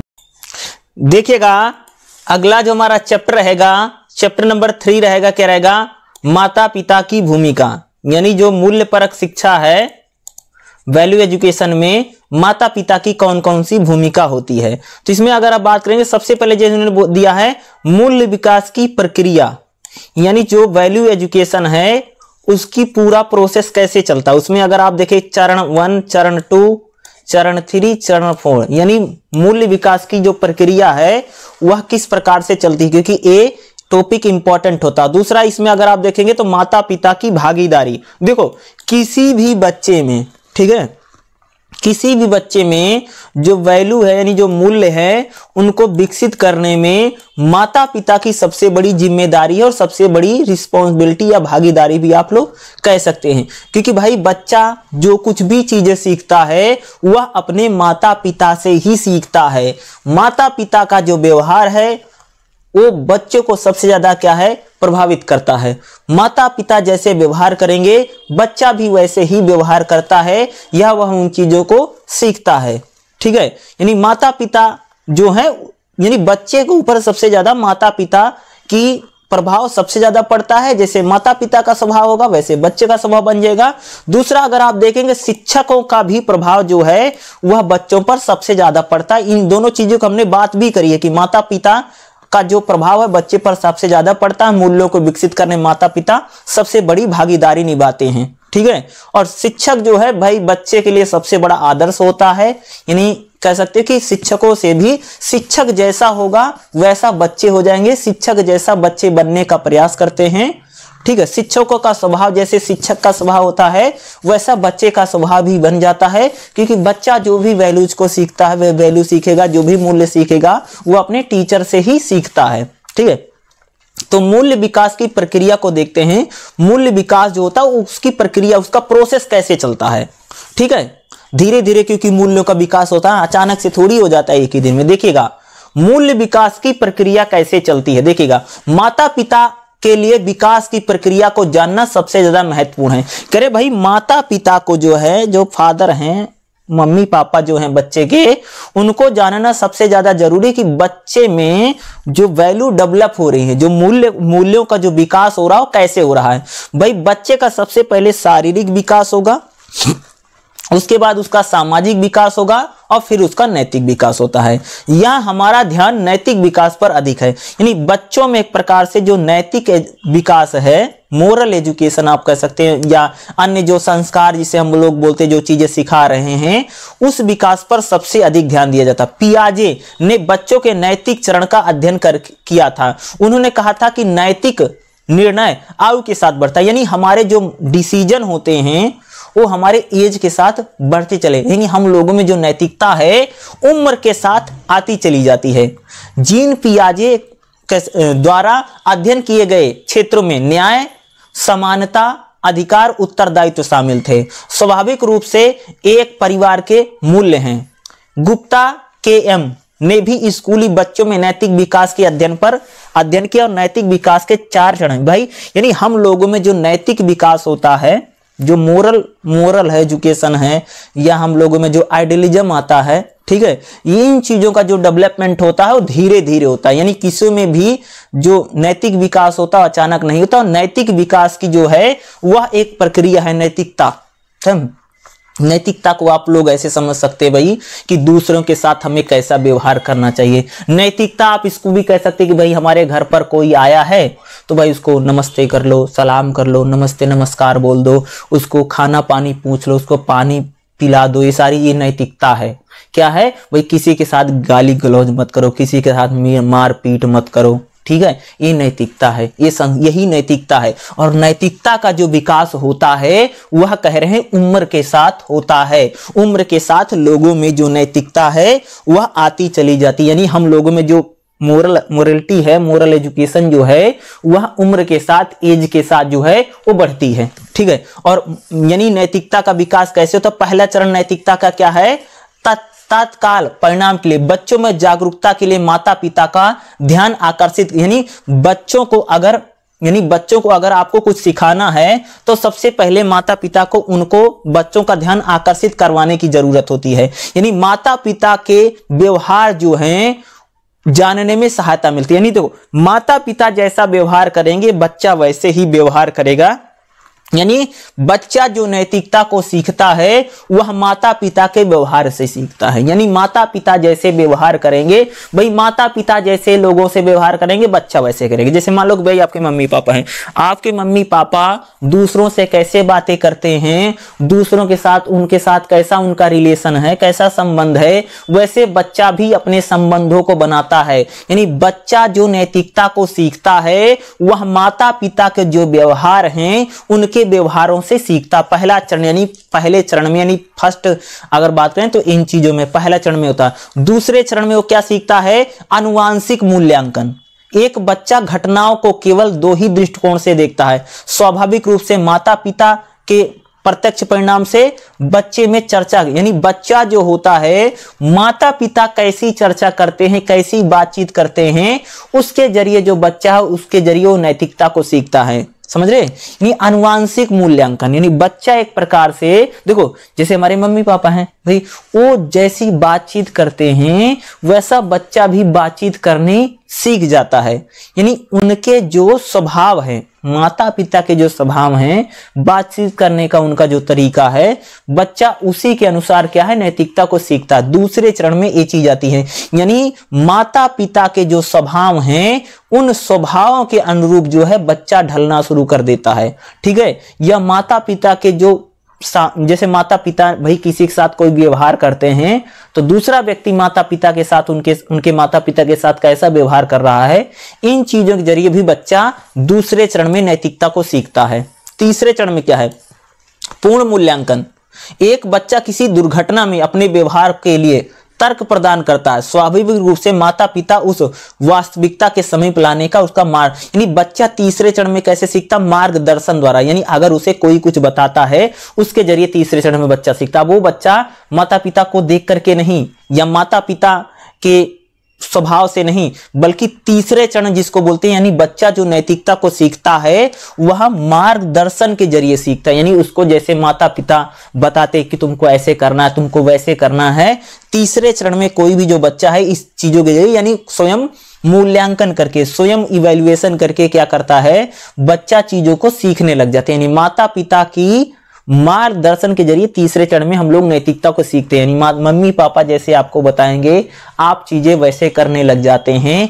तीसरे चरण में बच्चा ऐसे सीखता है। चरण 4 में क्या करता है? सामान्यीकृत टिप्पणी। एक बच्चे को परिवार एवं समाज के कल्याण के लिए काम करने के लिए माता पिता की प्रतिज्ञा की आवश्यकता होती है। बच्चे हमेशा सहकर्मियों की संगति के प्रभाव में रहते हैं। देखो अगर कोई बच्चा होता है, यानी उसके जो फ्रेंड हैं, जो उसके मित्र हैं, उनके साथ ज्यादातर रहता है। साथियों की उपस्थिति में माता पिता का रोब लगभग अनुपस्थित रहता है। अतः बच्चे साथियों के दबाव में उभरते हुए पारिवारिक मूल्यों को बनाए रखने के लिए माता पिता के सुझाव की आवश्यकता है। यानी बच्चा तीसरे चरण में सबसे ज्यादा किससे सीखता? कि उसके जो साथी हैं, यानी चौथे चरण में बच्चे में जो नैतिकता का विकास होता है वह सहकर्मियों के जरिए होता है। यानी जो बच्चे के जो फ्रेंड है, बच्चा जिनके साथ खेलता है, जिनके साथ उठता है, जिनके साथ बैठता है, उनके साथ, यानी जिन लोगों, यानी बच्चा जैसे जैसे बड़ा होता है तो वह माता पिता के साथ ज्यादा समय नहीं बिताता, बल्कि उसके जो खेलते हैं, सुबह उठते ही खेलने लग जाता है, पूरी शाम तक खेलता रहता है। तो उन लोगों के स्वभाव से क्या है, बच्चा चौथे चरण में सबसे ज्यादा नैतिकता किसके जरिए सीखता है जी? सहकर्मी के जरिए, सहकर्मी दोस्तों के जरिए सीखता है। तीसरे चरण में कह सकते हैं कि वो एक प्रकार के मार्गदर्शन में सीखता है, जैसे उसको माता पिता बताते हैं। दूसरे चरण में कह सकते हैं माता पिता का जो व्यवहार है उनके जरिए सीखता है। और पहले चरण में कह सकते हैं कि माता पिता जैसे करते हैं वैसे वो चीजों को देख करके सीखता है। ये 4 चरण होते हैं जिनके जरिए बच्चा क्या करता है, मूल्यों को, नैतिकता को सीखता है।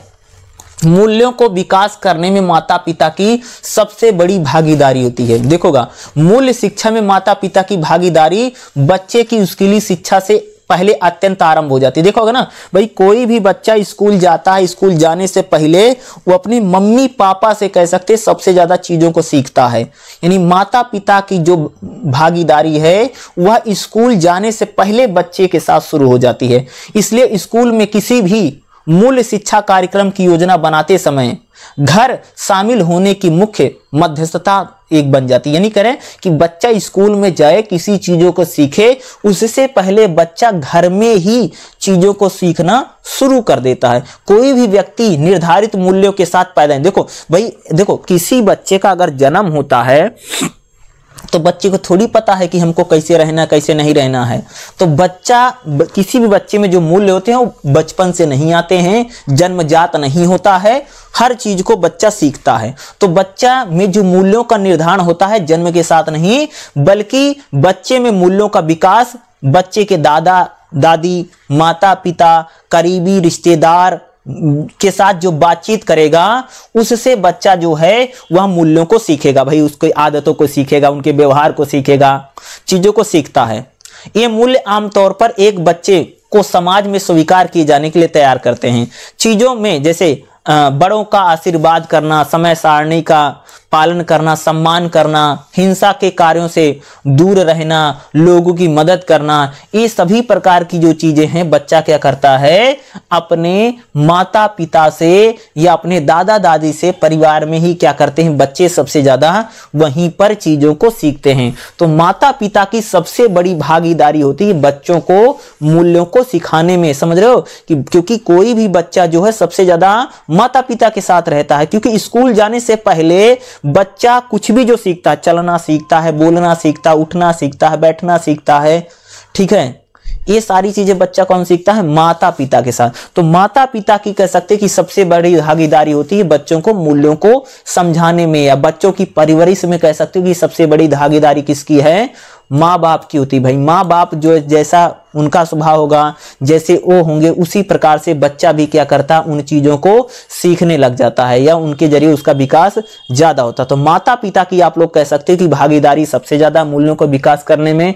बच्चे का स्वभाव, भाई बच्चे का स्वभाव दयालु है, हो सकता है बच्चे का स्वभाव झगड़ालू है, बच्चे का स्वभाव एक प्रकार से बच्चा बहुत भावुक है, या बच्चा बहुत गुस्सा करता है, क्रोध करता है, या इस प्रकार के अगर भावनात्मक लक्षण बच्चे में हैं तो हो सकता है कि उसने ऐसे स्वभाव को उसने अपने माता पिता से ही सीखा होगा।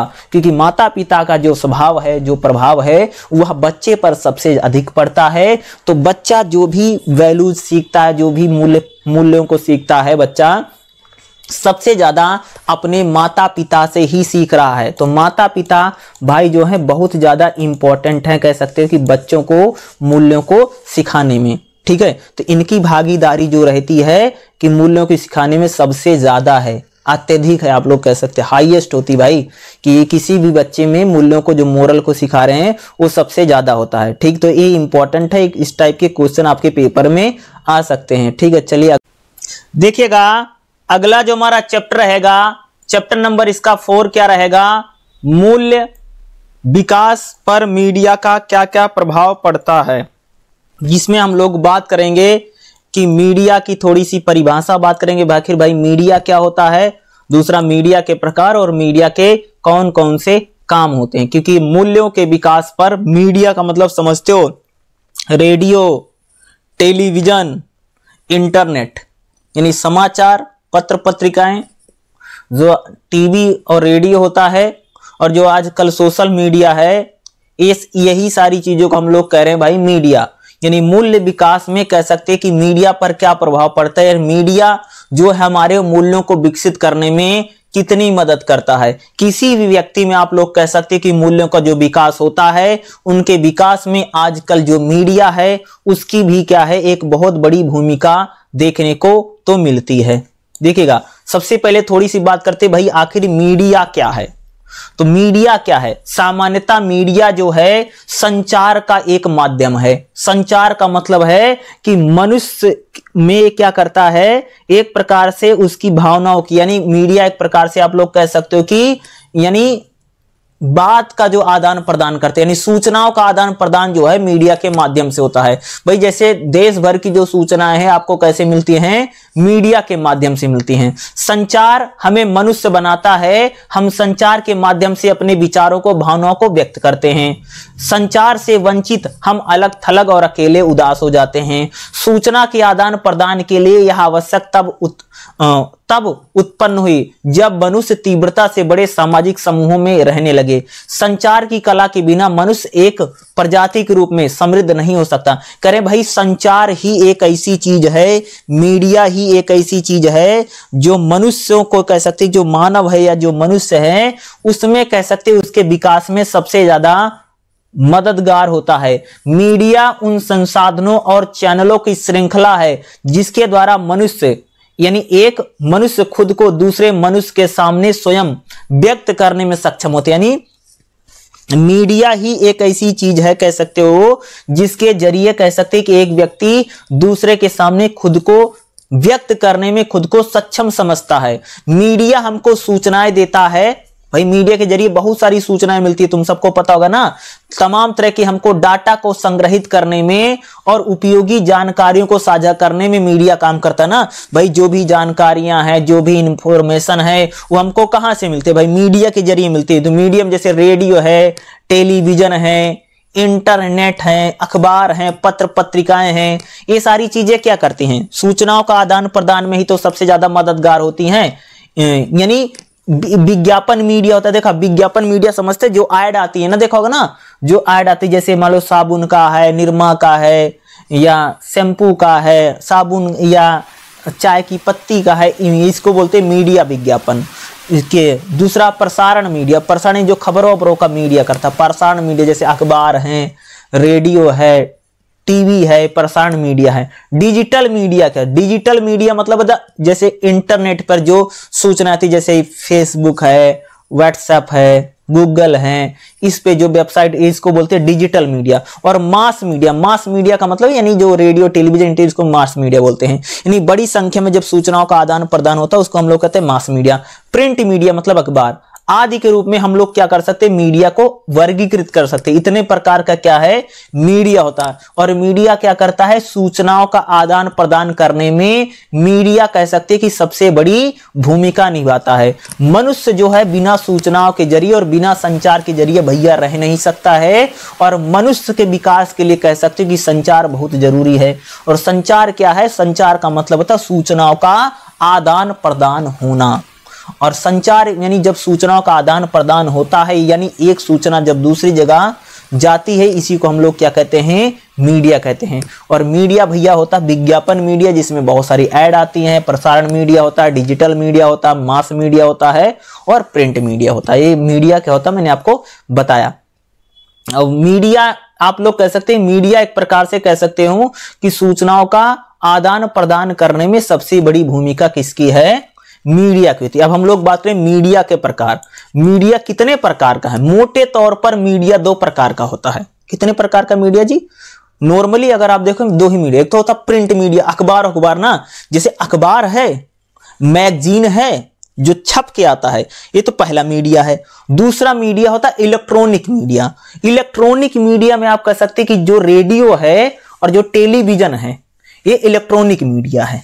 ठीक है, ये दो मुख्य मीडिया। लेकिन सबसे पहले हम जो मीडिया की बात करेंगे, कितने प्रकार का मीडिया। तो मीडिया मुख्यतः आजकल 3 प्रकार का मीडिया माना जाता है। तो सबसे पहले होता भाई मेरे प्रिंट मीडिया। ये प्रिंट मीडिया क्या होता है? प्रिंट मीडिया जैसे समाचार पत्र, ये भी भाई एक प्रकार से सूचनाओं का आदान प्रदान करते हैं। पत्रिकाएं हैं, समाचार पत्र के जैसे पोस्टर हैं, बैनर हैं, ये सारी चीजें किसमें आती हैं? प्रिंट मीडिया में आती है। ये क्या है? प्रिंट मीडिया है। प्रिंट मीडिया कह सकते हो जो जैसे अखबार प्रिंट मीडिया में आता है। प्रिंट मीडिया सबसे ज्यादा लोकप्रिय है, बहुत फेमस मीडिया जो है प्रिंट मीडिया। पहले तो बहुत ज्यादा था, ठीक है, आसानी से इसे हम लोग जान सकते हैं। इसे अक्सर पुराना, आजकल तो प्रिंट मीडिया कहते हैं पुराना मीडिया, क्योंकि अब डिजिटल मीडिया आ गया ना। तो डिजिटल मीडिया यानी इंटरनेट वाला मीडिया आ गया है। बट यानी कह सकते कि यूट्यूब पर ही सारी जानकारी ले रहा आदमी, ठीक है। तो यानी कह सकते कि जो प्रिंट मीडिया है, जो अखबार वाला मीडिया भी, ये सबसे पुराना मीडिया इसको कहा जाता है। कभी कभी प्रिंट मीडिया को डिस्प्ले मीडिया से विभेदित करते हैं। इसे होर्डिंग, बैनर, पोस्टरों वाला मीडिया भी कह सकते हैं। देखो प्रिंट मीडिया में होता है ना, पोस्टर, बैनर, जो पेपर ओपर होते हैं, जो मैगजीन आती है, सब प्रिंट मीडिया। यानी अखबार जो है वो एक बहुत बड़ा माध्यम है मीडिया का। और प्रिंट मीडिया कह सकते हो कि पहले बहुत फेमस था। और ये प्रिंट मीडिया यानी अखबार जो है वो हमारे प्रिंट मीडिया में आता है। दूसरा क्या होता है जी? Electronic media. इलेक्ट्रॉनिक मीडिया संचार के अलग अलग रूप में, न्यू मीडिया कह सकते हैं। यह पुराने मीडिया के संबंध में, जैसे प्रिंट मीडिया समाचार पत्र पत्रिकाएं हैं, उसी प्रकार से कह सकते हैं कि जो इलेक्ट्रॉनिक मीडिया है वो कंप्यूटर और टेक्नोलॉजी के साथ न्यू मीडिया में संभव हुआ है। इलेक्ट्रॉनिक मीडिया में क्या क्या आता है? सबसे पहले मैं बता दूं, जैसे इलेक्ट्रॉनिक मीडिया में रेडियो भी है। यानी खास तौर से पहले जो इलेक्ट्रॉनिक मीडिया हम लोग कहते थे भैया, उसको बोलते टेलीविजन को बोला जाता था, ठीक है। अब देखो इलेक्ट्रॉनिक मीडिया में जैसे वेबसाइट, देखो ना बहुत सारी वेबसाइटें होती हैं जो हमको सूचनाएं देती हैं। जैसे दैनिक जागरण है, दैनिक भास्कर है, अमर उजाला, हिंदुस्तान है, इन लोगों ने भैया अपनी वेबसाइट भी बनाई, इनके अखबार चलते वेबसाइट। तो यानी कौन से मीडिया में? Electronic media, website. उसी प्रकार से जो ऑडियो वीडियो वाला मीडिया क्या है? ऑडियो वीडियो में भी खबरें चलती है ना, तो ये क्या है? ये भी इलेक्ट्रॉनिक मीडिया है। चैट रूम का मतलब यानी जो हम चैटें जो आती हैं, देखो ना, जैसे व्हाट्सएप है, फेसबुक है, ये चैट, ये भी इलेक्ट्रॉनिक मीडिया है। ईमेल, विज्ञापन, वेबसाइट पर जो विज्ञापन आते हैं, ठीक है। टेलीविजन यानी टेलीफोन, या ये है डिजिटल कैमरे, मोबाइल, कंप्यूटर, ये सब क्या होता है हमारा? इसको हम लोग क्या कहते हैं? ये सब इलेक्ट्रॉनिक मीडिया है, ठीक है, जिसके जरिए खबरें दी जाती हैं। मीडिया के कौन कौन से रूप अन्य हैं? जैसे पारंपरिक मीडिया क्या है भाई? पारंपरिक मीडिया अगर बात करेंगे, वह वो लोक रूप हैं जिनका पारंपरिक या मौखिक रूप से एक पीढ़ी से दूसरी पीढ़ी तक सूचनाएं जाती हैं। तो पारंपरिक मीडियम जैसे रंगमंच है, रंगमंच होता है जहां नाटक वाटक होता है, तो रंगमंच होते हैं। जैसे लोकगीत है, या धार्मिक प्रवचन है, नुक्कड़ नाटक है, कहानी सुनाना है, कठपुतली वतली जो होता है, ये हमारा क्या होता है जी? पारंपरिक मीडिया है। या ये परंपराओं के जरिए मीडिया चलता है। इसके जरिए हमारी जो परंपराएं होती हैं, पारंपरिक मतलब यानी जो हमारे संस्कार है, संस्कृति है, भाई खान पान है, पहनावा है, लोकगीत है, ये सारी चीजें जिसको हम बोलते हैं पारंपरिक मीडिया, इसको आप लोग कह सकते हैं। मास मीडिया क्या होता है भाई? मास मीडिया को आप लोग कह सकते हैं कि मीडिया का वह वर्ग है मास मीडिया में, जिसमें कह सकते हो कि रेडियो जो है वो मास मीडिया के में है। समाचार पत्र पत्रिकाएं, टेलीविजन और रेडियो, ये मास मीडिया में आते हैं। मास मीडिया का मतलब होता है बड़ी संख्या में जब सूचनाओं का आदान प्रदान बहुत बड़ी संख्या में किया जाता है, उसे हम लोग क्या कहते हैं जी? मास मीडिया कहते हैं। तो मास मीडिया में क्या क्या आता है?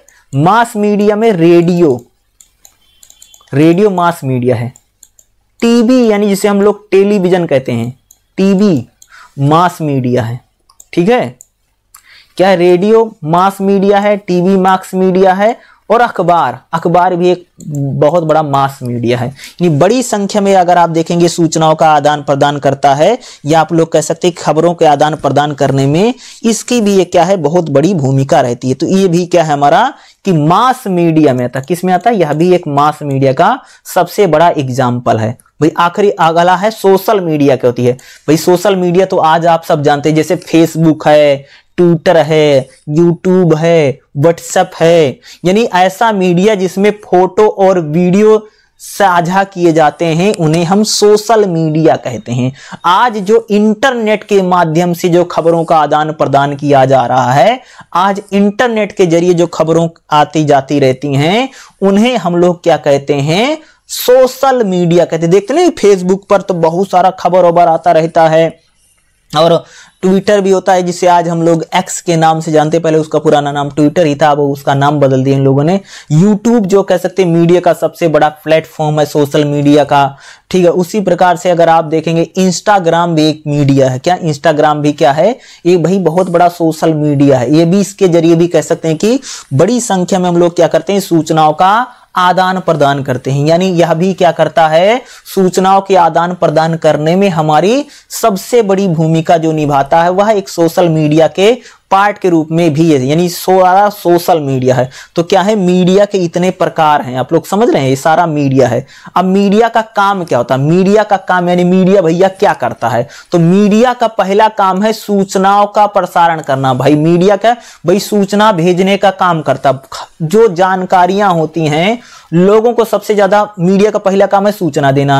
मास मीडिया कह सकते हैं कि भारी संख्या में हमको नई नई जानकारी देता। भाई कहां पर सड़क हादसा हो गया है, हमारी राजनीति में क्या हो रहा है, क्रिकेट में क्या हो रहा है, खेलों में क्या हो रहा है, देश में कौन कौन सी घटनाएं घटी हैं, क्या महंगा हो गया, क्या सस्ता हो गया है, हमारे संगीत है, खेल है, नाटक है, इस प्रकार की जानकारियां देने का काम, सूचनाओं देने का काम पहला कौन करता है, मीडिया करता है। तो मीडिया का पहला काम क्या है, सूचनाओं का आदान प्रदान करना। ये सबसे बड़ा काम मीडिया का क्या है कि मीडिया लोगों को सूचनाएं देता है, जानकारियां देता है। तो जानकारियां देना, सूचनाओं का आदान प्रदान करना क्या है, मीडिया का सबसे बड़ा काम है। यानी हाईएस्ट काम जो है आप लोग कह सकते हैं कि वह सूचनाओं के आदान प्रदान को ही आप लोग कह सकते हैं। ये भाई सूचना देना सबसे बड़ा काम मीडिया का। दूसरा बड़ा काम क्या है मीडिया का, शिक्षा प्रदान करना, यानी लोगों को शिक्षित करना। यानी विभिन्न मीडिया जो है, जैसे उदाहरण के लिए जैसे रेडियो है, टेलीविजन है, ठीक है, या इंटरनेट है, या अखबार हैं, ये सभी लोग कह सकते हैं जो दूरस्थ विद्यार्थी, जैसे अगर आप तुम सब इग्नू के स्टूडेंट हो तो इन प्रकार के स्टूडेंट में शिक्षा का संचार कौन करता है, इस प्रकार का मीडिया करता। देखो आज अगर आप देखोगे तो मीडिया जैसे यूट्यूब के जरिए आप लोग पढ़ाई कर रहे हैं, टीवी जो है वो भी अगर आप देखो इग्नू वालों ने भैया अपना वो रेडियो चैनल भी बना रखा है, टीवी का चैनल का बना रखा है। तो मीडिया का काम है लोगों को शिक्षित करना। लोगों को शिक्षित करने का काम भी कौन करता है, मीडिया ही करता। तो आज का मीडिया अगर आप देखेंगे तो बड़ी संख्या में क्या है, यह लोगों को शिक्षा प्रदान करने में, क्या शिक्षा प्रदान करने में कह सकते हैं कि इस मीडिया की क्या है, सबसे बड़ी भूमिका या सबसे बड़ी जिम्मेदारी आज हम लोग इस मीडिया को देख रहे हैं। लोगों को शिक्षित करने में या लोगों को कह सकते एजुकेट करने में, क्या बोला मैंने, लोगों को एजुकेट करने में कह सकते कि सबसे बढ़िया काम ही कर रहा है, एजुकेशन देने में। जैसे अगर आप देखो आज आप लोग जो पढ़ाई पढ़ते हो, भैया आपका कोई भी एग्जाम है तो आप यूट्यूब पर आकर पढ़ ले रहे हो ना, बहुत सारे लोग यूट्यूब पर आकर के वीडियो देख रहे हैं। तो क्या है, यानी मीडिया ही तो, यूट्यूब एक प्रकार का मीडिया ही है, सोशल मीडिया कह सकते हैं, यानी मीडिया का ही पार्ट हो गया ना। तो यानी ये क्या, यानी मीडिया का काम है लोगों को शिक्षित करना। लोगों के जैसे कोरोना फैल गया तो कोरोना के बारे में जानकारी कौन दे रहा था, भाई अखबार दे रहा था, टीवी दे रहा था, ये सब लोग दे रहे थे ना। अखबार तो आता ही नहीं था, अखबार वाला कहां फेंकेगा, तो टीवी दे रहा था ना, इंटरनेट के जरिए। तो मीडिया का काम दूसरा क्या, सबसे ज्यादा हाईएस्ट जिसको हम लोग कह सकते हैं लोगों को शिक्षा प्रदान करना या लोगों को शिक्षित करना, वो किसी प्रकार की शिक्षा हो, ठीक है, वो चाहे कह सकते हैं चाहे वो इंटरनेट की शिक्षा हो, चाहे वो किसी चीज को उनको यानी किसी प्रकार की, अगर आप चाहे उनको पढ़ाई की शिक्षा देते हैं या आप किसी अन्य प्रकार की सामाजिक शिक्षा देते हैं या सांस्कृतिक शिक्षा देते हैं, तो शिक्षा प्रदान करना यानी मीडिया का दूसरा काम है लोगों को एजुकेट करना, शिक्षा प्रदान करना मीडिया का काम है। तीसरा मीडिया का काम है मनोरंजन प्रदान करना। ये तो सबसे ज्यादा पता, भाई मीडिया में सबसे ज्यादा देखो, अगर मीडिया में खास तौर से बहुत सारे हास्य कार्यक्रम आते, देखो एक जो हमारा रेडियो आता है उसमें भी बहुत सारे गीत संगीत आते रहते। उसी प्रकार से अगर आप टीवी पर देखो कितने सारे नाटक आते रहते हैं, कितने सारी सीरियल उरियल आते रहते हैं ना, देखा होगा ना। तो मीडिया का काम क्या है? लोगों को मनोरंजन प्रदान करना, यानी मनोरंजन लोगों का करना, इंटरटेनमेंट जो करने का काम है वह भी किसका काम है? मीडिया का ही कह सकते हो कि सबसे बड़ा काम है लोगों का इंटरटेनमेंट करना, मनोरंजन करना, यह मीडिया का ही काम होता है। जैसे मीडिया जो है एक प्रकार से कह सकते हैं कि मीडिया एक प्रकार से क्या करता है? जनमत को प्रभावित करते हैं। जनता के जो मुद्दे होते हैं, जनता में महत्वपूर्ण मुद्दों को लेकर के जाता है और जनता को मुद्दों में एक प्रकार से जनता मुद्दों को नहीं समझ पाती है, तो मीडिया ही किसी मुद्दे को जनता में लेकर के जाता है और बड़ा मुद्दा बनता है। यानी मीडिया क्या करता है? एजेंडा सेटिंग करता है। मीडिया भाई जो चीजें बताएगा लोग उसी को अपना एजेंडा बना लेंगे, यानी मीडिया जो है एजेंडा सेटिंग में सबसे ज्यादा भूमिका निभाता है। भाई अगर मीडिया काम करेगा, शिक्षा खराब है तो पूरा देश में पता जा रहा है भाई शिक्षा खराब, शिक्षा व्यवस्था बढ़िया करना है। अगर मीडिया ने बता दिया भैया कि मीडिया ने एजेंडा बनाया तो देश में भ्रष्टाचार है, तो हर कोई व्यक्ति भ्रष्टाचार के बारे में बात करने लगेगा, भैया भ्रष्टाचार बहुत बढ़ गया है। अरे एक बात और, टीवी, इंटरनेट और अखबार भ्रष्टाचार की बात करें तो एजेंडा सेट कर देगा मीडिया। यानी मीडिया जनता में एक प्रकार से आप लोग कह सकते हैं एजेंडा सेटिंग में सबसे बड़ी भूमिका निभाता है। वो क्या निभाता है? हमारा मीडिया ही निभाता है। यानी मीडिया ही कह सकते हैं एजेंडा जो सेट करना है, उस एजेंडा सेटिंग में क्या है? नंबर 1 है। क्या है? ये नंबर 1 संस्था है एक, भाई किसी प्रकार का एजेंडा सेट कर सकती है मीडिया। जनता की नीतियों का निर्माण करना, भाई जनता की नीति निर्माण में मीडिया, भाई मीडिया जो चीजों को दिखाएगा सरकार वैसे काम करेगी। देखोगे ना भाई, सरकार कोई भी नीति बनाती है, कोई भी काम करती है तो मीडिया दूसरा क्या करता है कि जनता को शिक्षित करने में कह सकते हैं कि मीडिया सबसे बड़ी भूमिका है। भाई जनता को नई नई जानकारी देने में, नई नई सूचनाओं को देने में मीडिया ही क्या करता है सबसे, या निर्णय लेने में। भाई जनता कोई भी डिसीजन ले सकती है। देखा होगा ना, आज जनता को वोट देना है, वोटिंग करना है, तो मीडिया जिनको बढ़िया बता देगा लोग उसी को वोट दे देते हैं।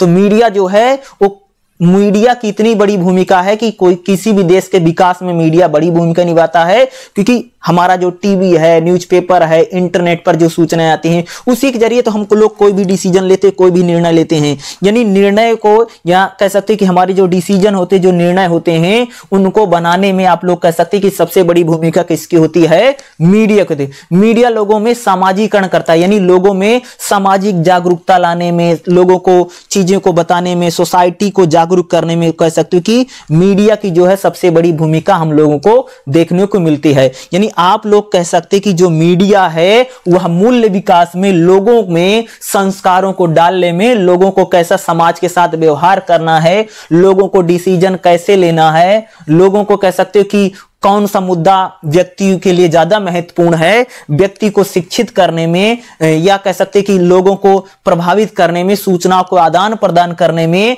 कह सकते कि मीडिया की सबसे बड़ी भूमिका होती है। चाहे वह सोशल मीडिया हो, चाहे वो भैया अखबार का मीडिया हो, चाहे रेडियो का मीडिया हो, या हमारा टेलीविजन जो चलता रहता है, ये सारा मीडिया जो है वह जनता को कह सकते सबसे ज्यादा प्रभावित करते हैं। और जनता में कह सकते कि मूल्यों को विकास करने में मीडिया की कह सकते कि सबसे बड़ी भूमिका हम लोगों को देखने को मिलती है। तो काफी इंपॉर्टेंट चैप्टर था, मैंने आपको बताया है, और चारों चैप्टर मैंने आपको बता दी हैं, ठीक है। और चारों चैप्टर में से 100% कह सकता हूं कि आपके एग्जाम में आपको क्वेश्चन देखने को मिलेगा ही मिलेगा, तो इनको आप जरूर करके जाइएगा, ठीक है। ओके।